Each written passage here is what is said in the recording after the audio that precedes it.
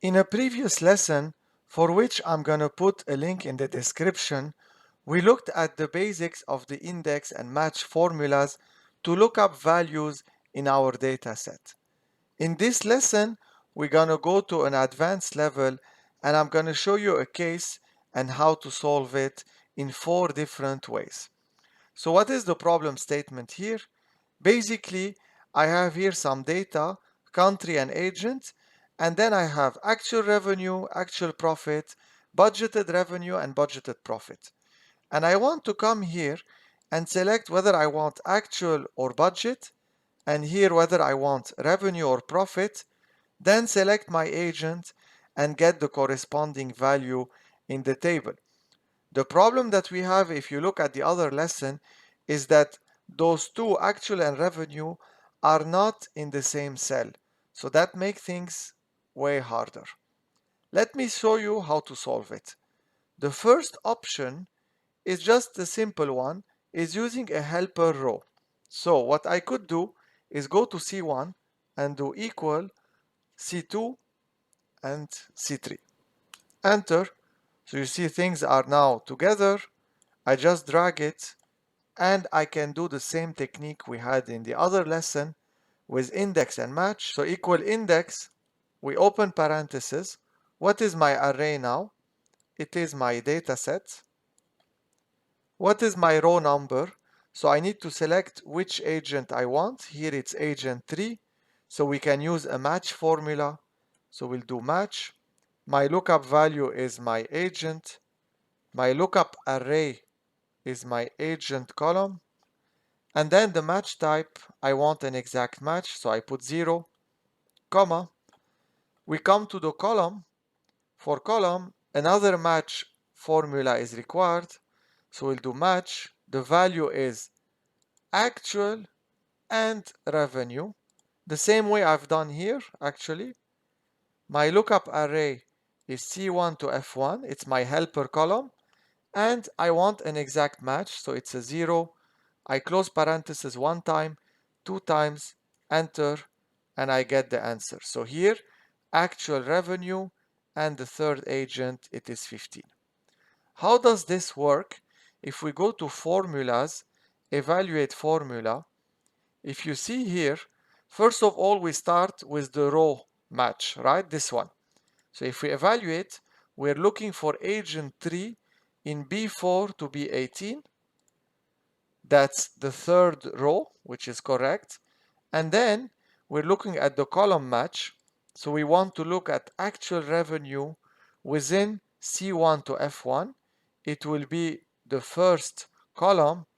And then we do evaluate, we get 15. So this is how it works. The second methodology is for those of you who have an old version of Excel. So in the new versions of Excel, you can work with array formulas. In the older versions, it's a bit more difficult, but I'm going to show you how to do it.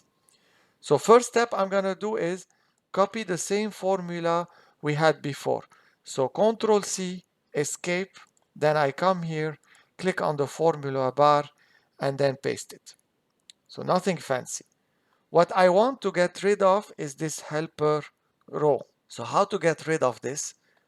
Well, what I could do is select the actual rows, so this one, and then use the and select the second one.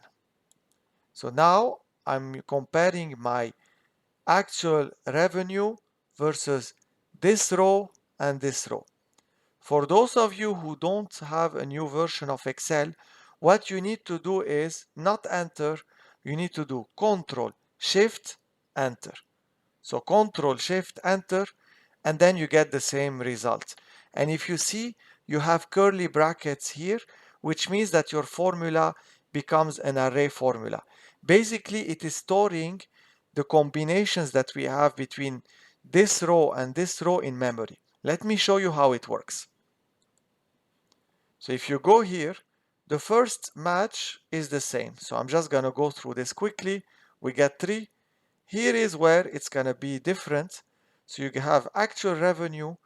This one, if you see now in memory, it is storing the combinations, and then from this it is selecting the right one with a 1, and then you get your 15. So I'm going to close this. This is what you could do. If you have the new version of Excel, it is even simpler.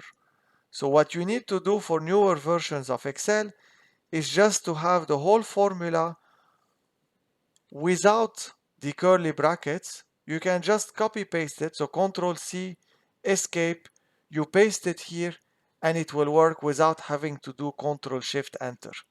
So you just do Enter for newer version and it will work. And that's obviously the best version to solve the problem. Now assume that you have an older version of Excel and you don't want to be in this Control Shift Enter business. What can you do? Basically, you can transform those two rows that you have into something like that will look like an array, and Excel can take it. So how to do this? You can use an index formula within your match formula. So let me show you this complex case. We're gonna take the first one again, because that's the most simple one. Control C, Escape. I'm just gonna go here and paste it. So instead of C1 to F1, what I'm gonna do here is use index. So index, what is my array? My array is this and the second row.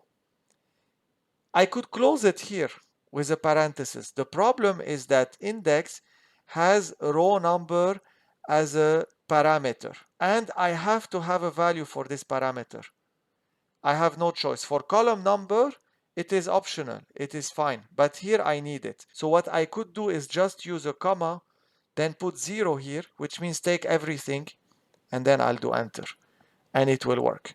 So basically, I transform this C1 to F1 into this row and this row, and I say take it all, and I stored it in memory.